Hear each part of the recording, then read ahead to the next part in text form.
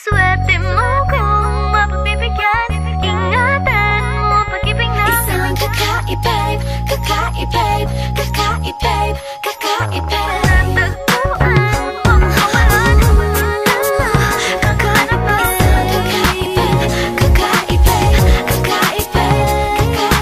Simple walang ate, prende lang siya lagi. Pagkakasundo ng puso't utak nyo ay grabe. Kayang sumabay sa trip ng inyong tropa. Siya pa yata makakatalo sa'yo sa Dota. Di ka pahihirapan pa akyatin na ligaw kahit ang kaya mong ipakain na nga isa. Huwag kang magkakamali na pag-isipan siya ng cheat. Wala lang talagang kaso sa kanya kung mag-jeep. Marunong maglaba kahit wala sa itsura.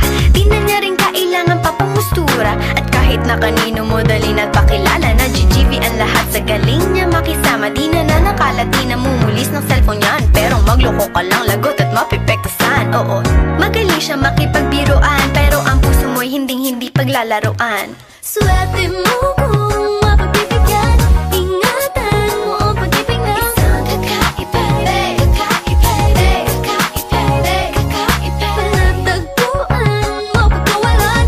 Minsan lang makahanap ng isang kakaibig, kakaibig, kakaibig, kakaibig. Simple lang pumorma pero swabe ang dating. Sa lahat yata ng bagay hanip grabe ang galing. Chick na mahin hindi makabasag pinggan, pero sa basketball tambak hindi ka papagbigyan. Di na niya kailangan ng gayuma para puso mo ay kanyang makuha. Di rin siya yung tipo ng babae na pan-trip lang. Kung maluloko ka, mag-isip ka, please lang. Ang ganda niya'y sapat para mapakanta ka ng Sira ang lahat. okay lang yan but siguro kulang ka sa talino kung sa kanya'y di tapat. Inakala mo Na madali siyang palitan na papatunay to na kailangan ng tabasan mga sungay mo. Kundi hindi siya nararapat sa buhay mo. Swerte mo kung mapagbibigyan.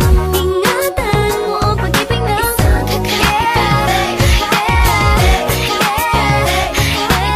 panatagpuan mo pagkawalan. Minsan lang makahanap ng isang kakaibig, kakaibig, kakaibig, kakaibig. Di mo siya maririnig humingi ng tawad. Mararamdaman mo na lang at magugulat at gagaan ng loob kaya siya ay walang katulad.